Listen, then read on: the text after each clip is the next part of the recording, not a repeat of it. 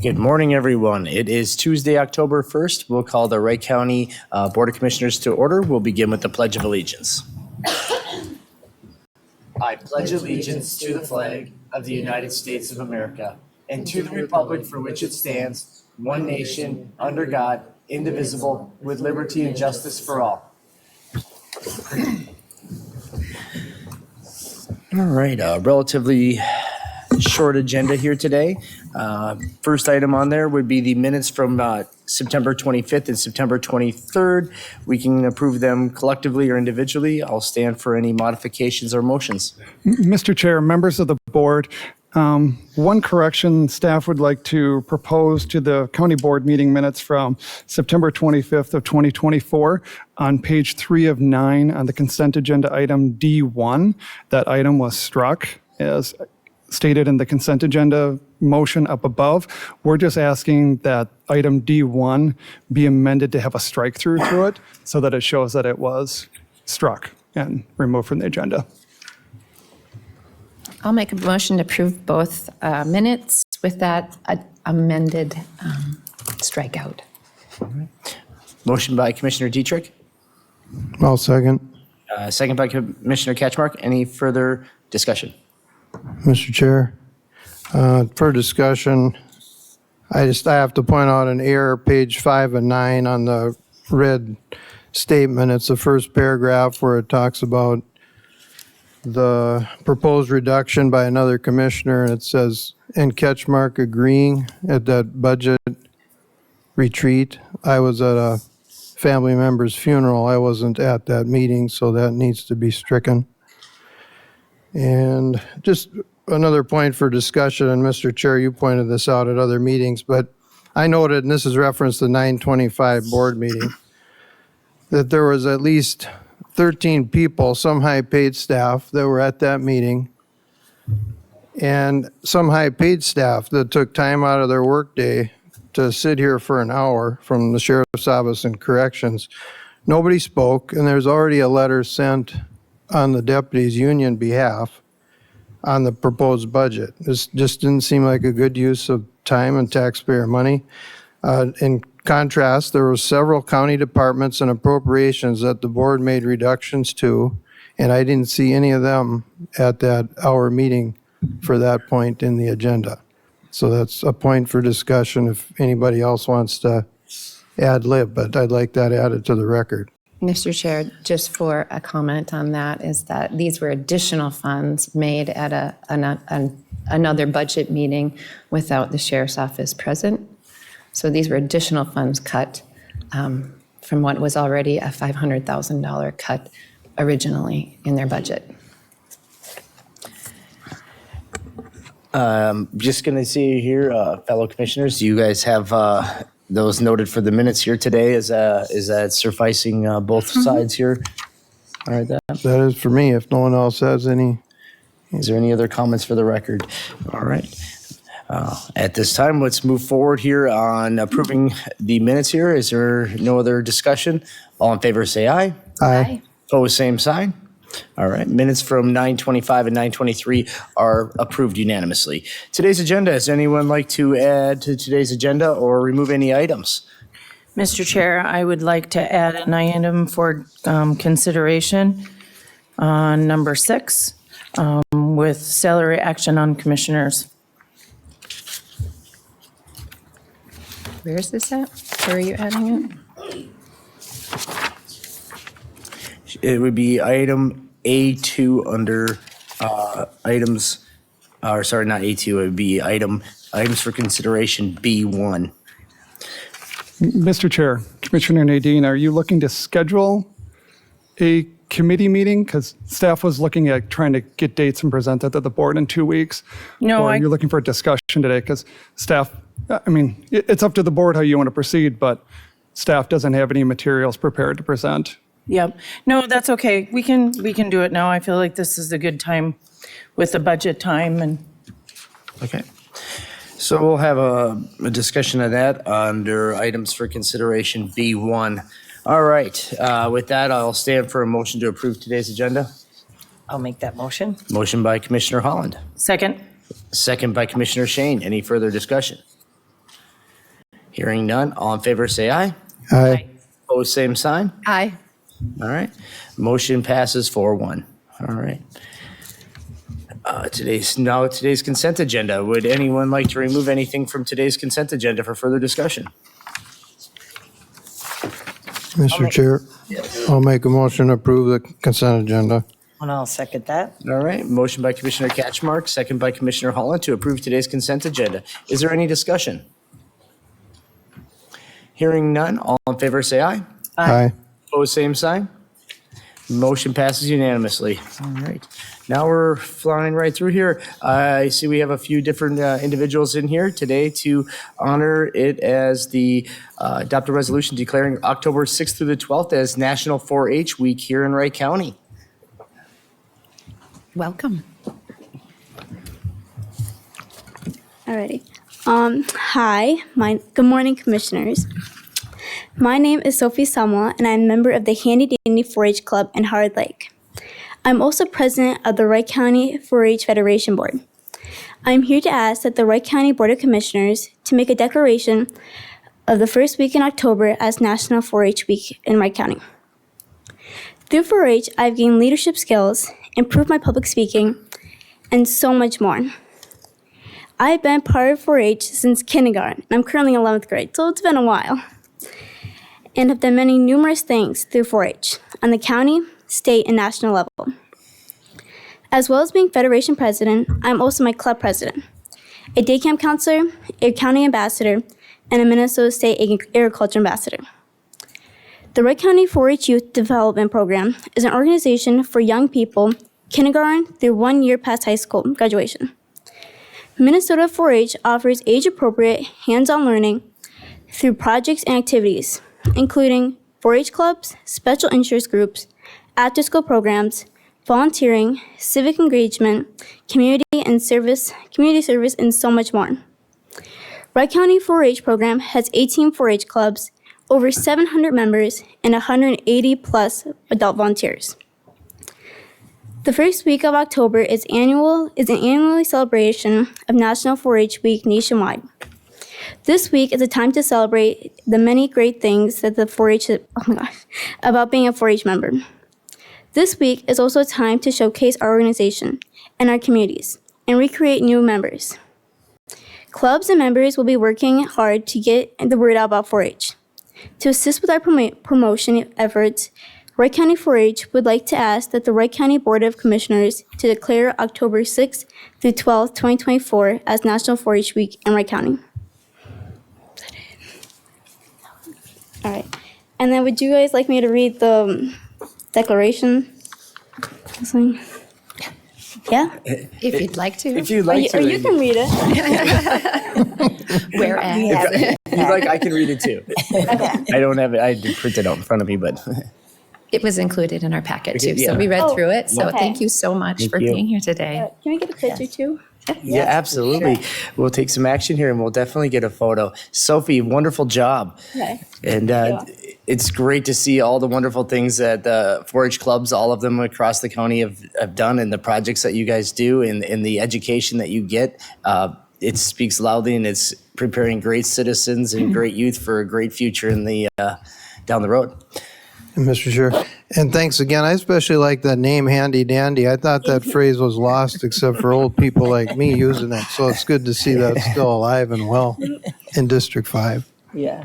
It's coming back as one of those new phrases, huh? All right. At this time, I'll entertain a motion to declaring October 6th through the 12th as National 4-H Week in Wright County. So moved. I'll second. All right. Motion by Commissioner Dietrich, second by Commissioner Holland. Any discussion? Hearing none. Resolution, Commissioner Catchmark. Aye. Aye. Aye. Aye. Aye. All right. Resolution passes unanimous. At this time, let's step forward. Let's get a photo. You want to go right over here on the side, probably?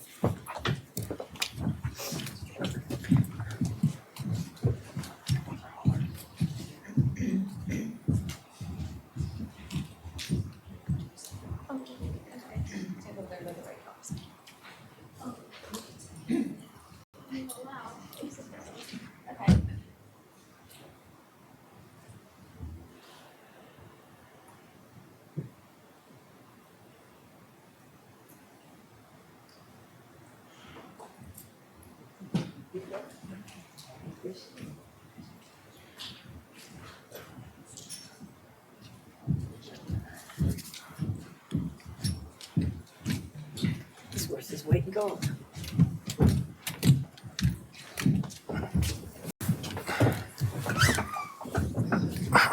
All right. Well, moving right along here, we'll move into our Health and Human Services portion of the agenda, and we'll put our Health and Human Services hat on. And coming forward here, Jill, first item would be to approve the Health and Human Services consent agenda. I will stand for any motion. So moved. All right. I'll second. Motion by Commissioner Dietrich, second by Commissioner Holland to approve the Health and Human Services consent agenda. Any discussion? Hearing none, all in favor say aye. Aye. Opposed, same sign. All right, motion passes unanimously. All right, now moving on to the timed items. The first one would be adopt the resolution 2411 to accept the September 2024 donations. Do you have any comments on it?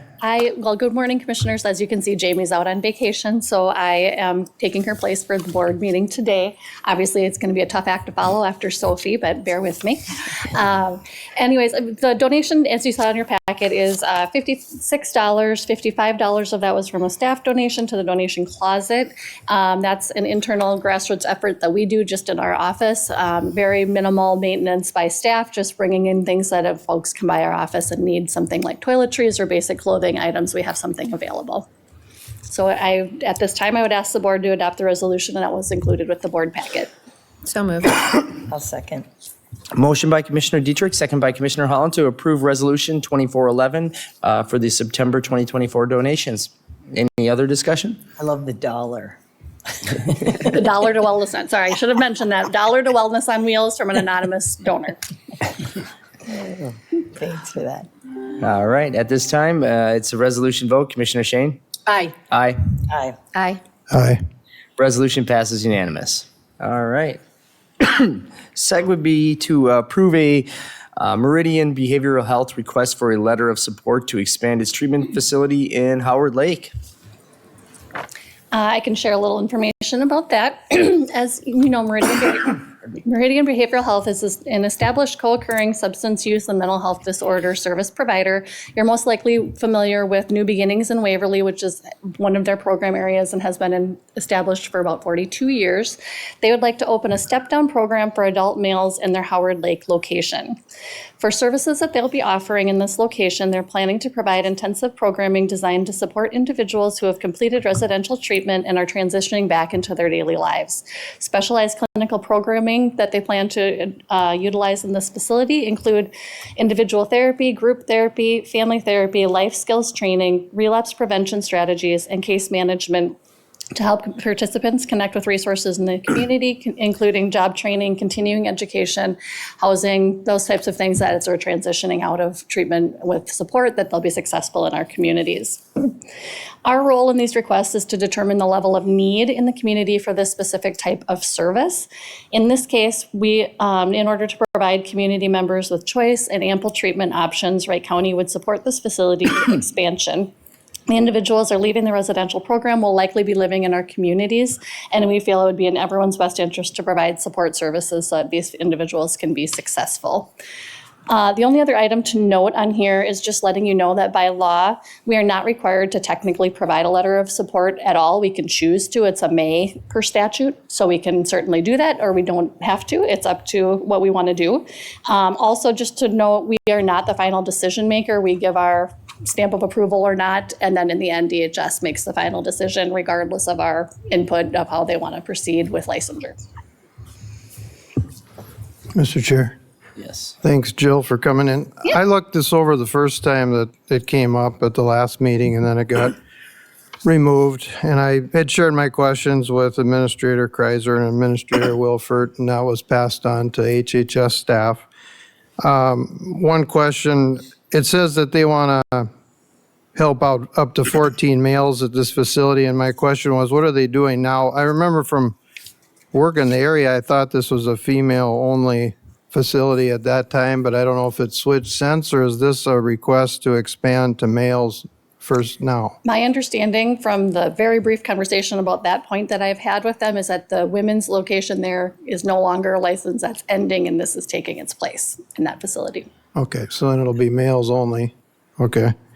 And then the other piece was I had asked for, and it's a pretty easy, reasonable ask, call for service report from the law enforcement agencies that service the facility. This ask is for not the need across the county, but the ask is to expand an existing facility. That's two different points to me. We're talking about expansion of one facility.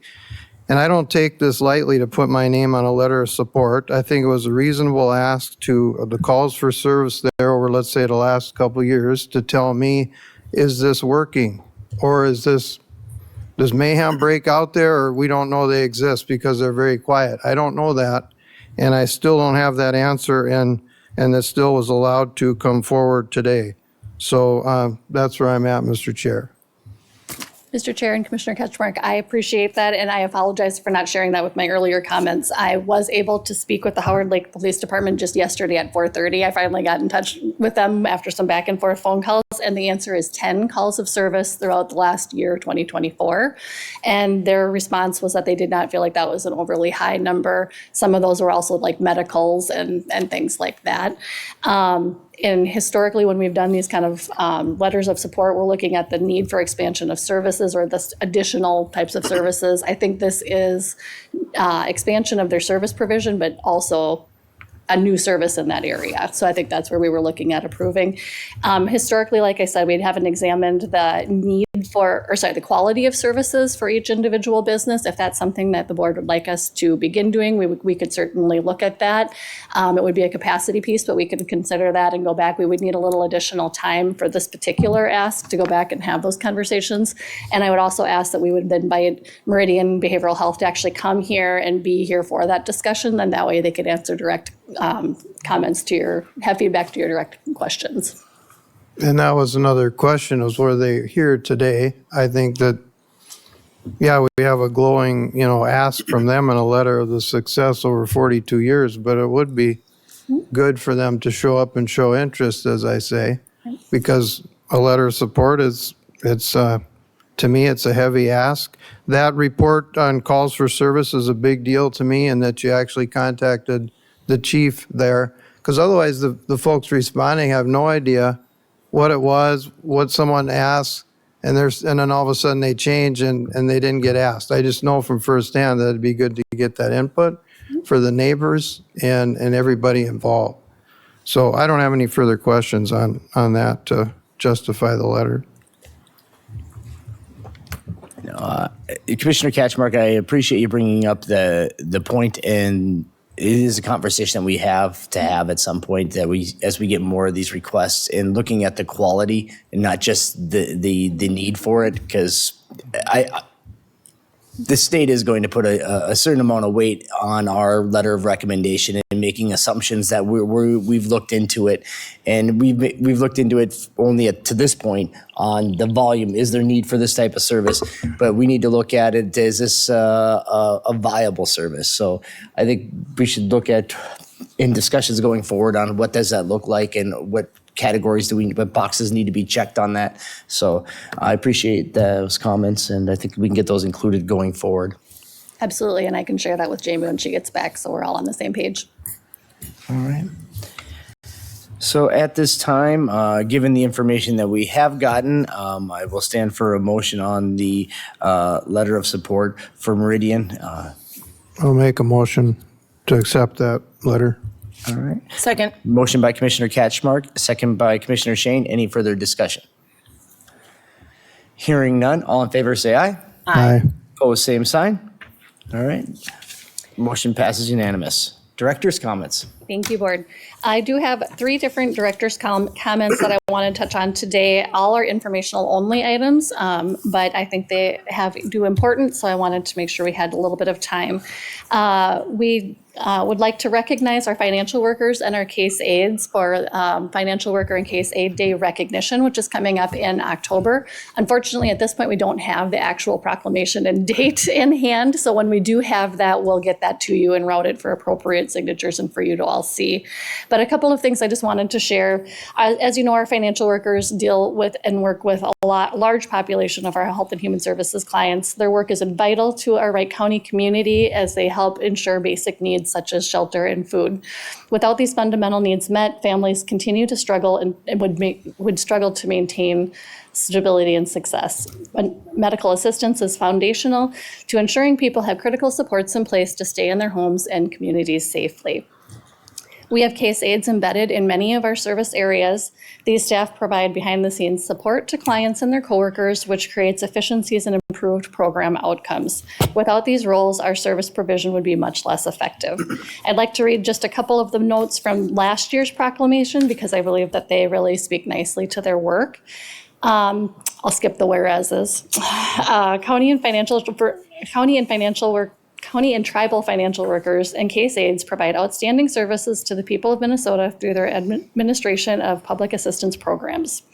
It is important to recognize the valuable services county and tribal financial workers and case aides provide for Minnesotans by delivering culturally responsive case management and accessible community services with a person-centered focus. I just wanted to take time to highlight the good work that our staff do. Again, we'll route the document when we get it. We are also planning some fun festivities. We're going to be doing some popcorn and some other things like that as the day comes to be. So we will certainly get you a flyer and invited to come and join us for popcorn. So more to come on that when we receive the proclamation. My second director's comments is, I believe in your board packet, you would have seen the Department of Human Services Performance Management. I believe we usually share these reports to you whenever we get them. We get them on an annual basis about a variety of different topics. This one is on child safety and permanency, as well as our MFIP and DWP support index. And I would just like to call your attention to pages 7, 9, and 11.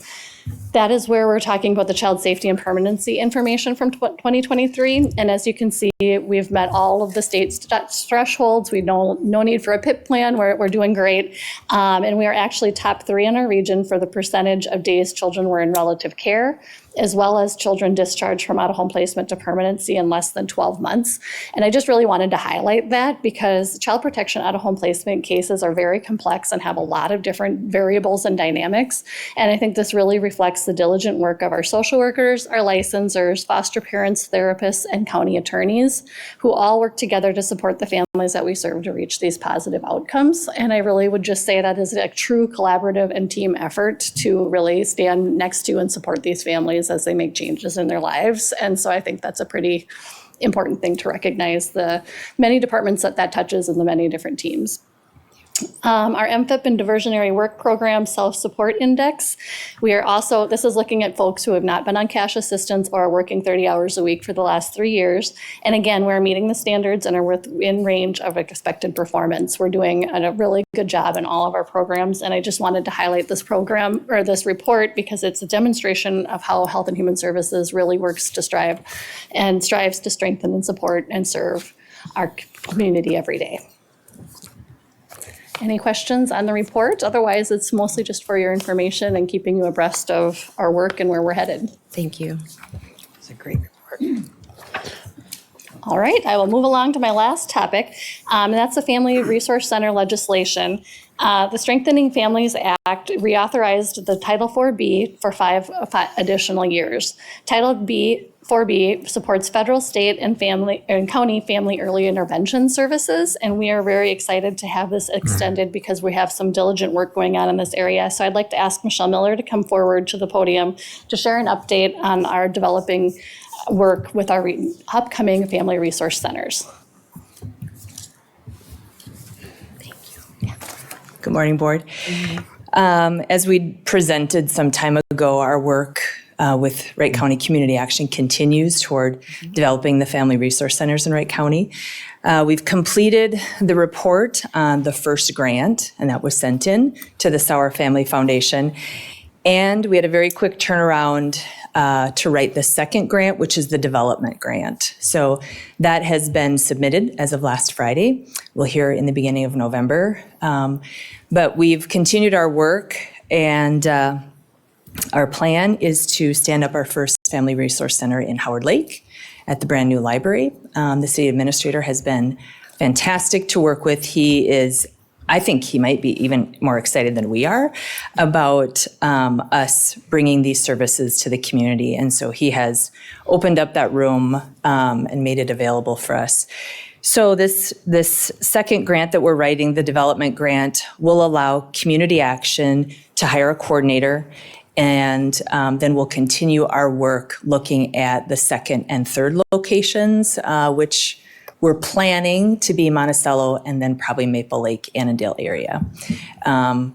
Casey and I were in the child safety community meeting next door, talking about it a bit. And gosh, we hope that we could have a family resource center in every community in Wright County eventually. We're just trying to be, I guess, mindful of our resources and just targeting 3 communities. So a lot of work is being done. One of the things that we've done with the grant funds is an article that was online, and we sent it out to multiple families. Wright County Community Action had some targeted communities they knew would be best to send these to. So if you'd like, it's a wonderful couple of articles, and Sarah Grotius is named in the article, and Central Minnesota Mental Health Center, one of our therapists, and then we have a family member that was interviewed. So if you'd like, I could hand these out. Are there any questions about the Family Resource Centers? I'm just really excited that it's moving forward so quickly.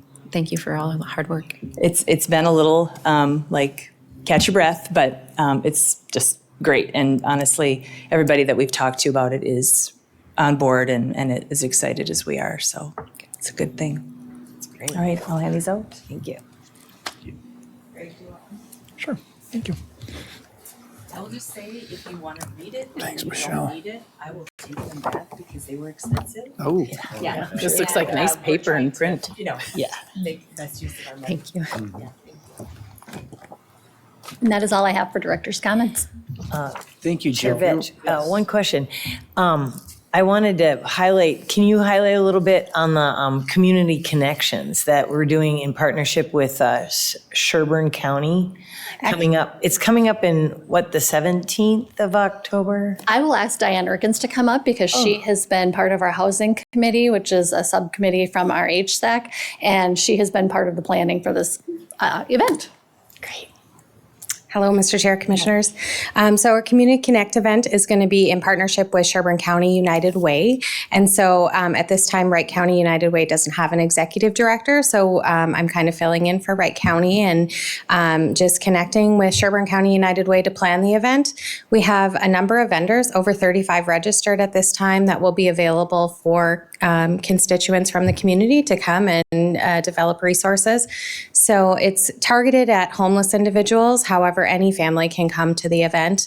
There'll be a shoe bus, there'll be flu shots, coat giveaway, essential items for individuals for their families that they might need. There's also food that will be served that was donated as well. So it's going to be a great event. It'll be held in Big Lake, so right kind of in between our 2 communities. And we talked about moving forward, how we could maybe shift it on either side of the river each year or every other year, just to ensure that collaborative partnership. So Big Lake, what day, what, in high school or? So it's at the Big Lake Middle School from 2 to 6 on October 17th. It's just a great partnership that we have, and it'll be interesting. And I think we'll be highly publicizing that. I think John Holler's working on that. Yes, and we've went through over 100 flyers already. So definitely it's going to be publicized and people hopefully will be there. So Yeah, we're great. looking forward to it. Thanks for all your you. work on that. Absolutely. Thank you, Dave. Thank you. All right, moving forward here, now we are on to the items for consideration. We have the committee recommendations. We have the revisers committee recommendation. The one recommendation was to move forward with the cannabis zoning ordinance and moving that forward to planning and zoning for a public hearing. Yes, Mr. Chair, this is for the zoning ordinance, which would be regulating literally IUPs, interim use permits in the townships of Wright County. So this doesn't deal with licensing. It's so everyone's aware this is not licensing. That is still yet to come, still being worked on. This is just trying to get the zoning aspect of it done with the moratorium. And we need to get out to the townships. We can have a planning commission meeting, public hearing there in November, and then bring it up to the board before the moratorium goes at the end of January. All right. At this time, Mr. Chair, those recommendations. just one point, I see we're having a township quarterly meeting. Is anyone going to be well-versed enough maybe to share it at the township quarterly meeting? As far as the Where we're at with this and what's coming next? Yeah, I should be able to speak on it to a pretty good degree. I'm Okay. hoping we'll have more on the licensing side by the time that December. Is that one in December? Is that one? It's October 3rd. It's October 3rd. Oh, that's right. Yeah, we just got the notice in Corinna. Just the timing might be good, Mr. Chair, if somebody's well-versed by then. Mr. Chair, Commissioner Ketchmark, staff, I think we can, Commissioner Vetch is going to be attending the quarterly township meeting. We can give you some talking points on Yeah. it, but notice won't be going out clearly in time for that because we're not going to mail anything till after we get an affirmative vote here today. And we won't have any of the licensing stuff. I was thinking it was the December, but they meet again in January after this. So at that point, the licensing stuff, we don't have enough information from the state yet on that one. So it's very slow moving. Well, Mr. Chair, I'll make a motion to approve that recommendation. All right. Motion Second. by Commissioner Catchmark, second by Commissioner Shane. Any further discussion? Hearing none. All in favor, say aye. Aye. Opposed, same sign. All right. Motion passes unanimous. All right. Next would be the items for consideration B1, Commissioner salary 2020. Is it 2025 discussion? Yep. Okay. Yep. All right. Commissioner Shane. Mr. Vetch and Mr. Chair and fellow commissioners, thank you for giving me this little time. In light of this year's budget, I just wanted to make a statement. So much appreciation going out to the department leadership and the staff, and all the sacrifices and hard work getting us to the 2025 budget. Because of this, I would like to make a motion not to adopt a resolution to increase the commissioner's salary for 2025, to show that we are dedicated to a trim budget for this upcoming year. All right. So we can do that at any time. If you want to make that motion now, you certainly can. Then with that time, what I would recommend is that any money that is in that budget then to be just transferred into fund balance then for the upcoming year. So I'd be okay with that. I feel like it shows solidarity that we also are willing to do what we need to do, make the sacrifices. And I will second that motion. So is a motion? All right. Motion by Commissioner Shane, second by Commissioner Holland. All right. Discussion. Mr. Chair, I would just comment that usually we have this discussion and move that forward as a whole. And this is an open discussion. Obviously, it always is. And I would say I would object. I still have the same pressures and inflation and increases in property taxes as everyone else is affected the same way. I'm not asking for anything, above and beyond what our own employees have been, that we've guaranteed them moving forward. So I don't think it's, we can look at other ways the commissioners can cut if you'd like to look at maybe expenses, those types of things. But I think a wage is something that we live on. And to make this abruptly in front, at the board meeting without in-depth discussion and those numbers in front of us, I would oppose that. All right. So we have a motion and a second. Any other comments?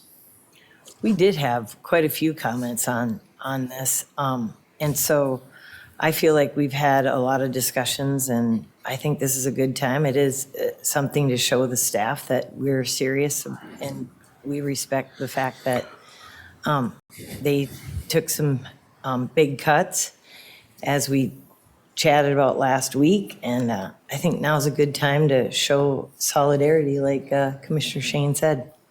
Mr. Chair, I'm not sure how that shows solidarity in the sense, if you want to look at our whole budget and look at those things, but our wages, I'm just going to be straight up and honest with you. I have to live out those wages. And to say that we shouldn't get an increase at even just a COLA, to me it's a significant decision that holistically, let's look at the whole rest of our budget and see what that difference is. But that impact, I'm already working for the people of Wright County. I'm working for our employees, and what benefit is, that's why I fought so hard for that funding to be maintained. So it's more than just what it looks like, it's the impact that it has. If you want to show solidarity, then maybe you should have considered that when you were, vetting out the budget itself. So I would say this is more for show than it is for actual impact, and I would oppose it. Commissioner Vetch, I believe COLA 6.50 is a drastic increase. 3%. The COLA for this coming year is 2.5. So, yeah. The Well, range originally, movement on- originally It's it was the discussion of 6.5, which I think is quite drastic. We're here to serve the people.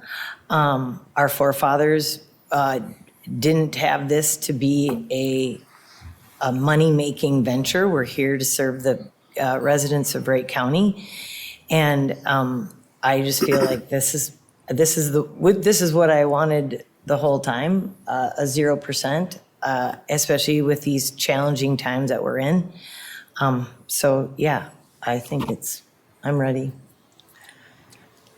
And commissioners, I can support that request. As a working member of the community, being one of them, and as well as a representative of them, I can understand the challenges that they are seeing out there. The solidarity of it, many people out there are seeing no increases at all. So I think that is of a good posture and a good position to be at here as a board. Mr. Chair, I'm curious about when you're saying nobody's going to increase. You've supported our employees moving forward with the increases in their wages and in their benefits moving forward. I'm not quite sure what solidarity you're talking about. I'm not talking internally within the organization as it is as a representative. I am a representative of the entire county citizenship, as well as a manager and of many of the employees of the organization. But the discussions of the organization and the compensation of those of the organization are a separate discussion that are largely contractual, that we have in many cases little latitude. But the bigger, greater temperature that we have here as a board is that of the citizenship of the county, and gauging the economic climate and the struggles of the citizens of the county is what we need to embrace first and foremost.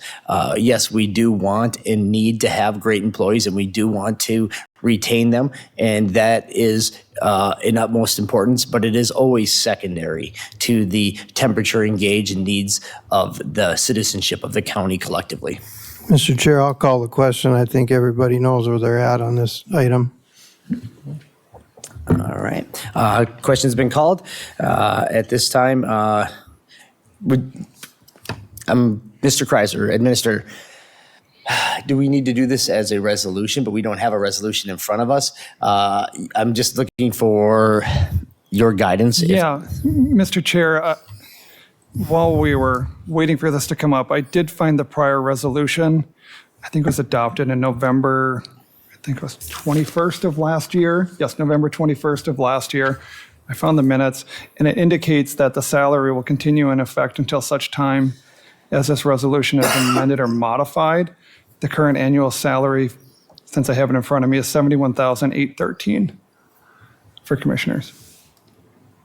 So given the language of that resolution, I don't believe you have to adopt anything new, but we'll confirm with finance and legal and do a little more research on it. If we have to, we can always bring forward a resolution later stating the same amount. I guess at this point, I mean, I guess if we want to take a vote, it's a vote of stating that we will not schedule a committee of the whole or a committee meeting or draft a resolution changing the stated resolution that's on hand at this time. Yes. So that would be the motion? Yeah, so the motion then, I'm going to make sure it's clear, Commissioner Shane, is you were making a motion to move forward with not scheduling a committee of the whole for commissioner salaries and to continue forward with the current resolution that's in place for 2025, making no change. And yes, not to adopt a resolution to increase. All right. And that's I'll second that. All right, so those are the modified. Just wanted to reconfirm the motions that were on stand. The question's been called. All in favor, say aye. Aye. Opposed, same sign. Nay. Motion passes 4-1. All right. At this time, we are concluded our agenda. It is 9:40. With nothing else there, we will adjourn. Thank you. Here's the range.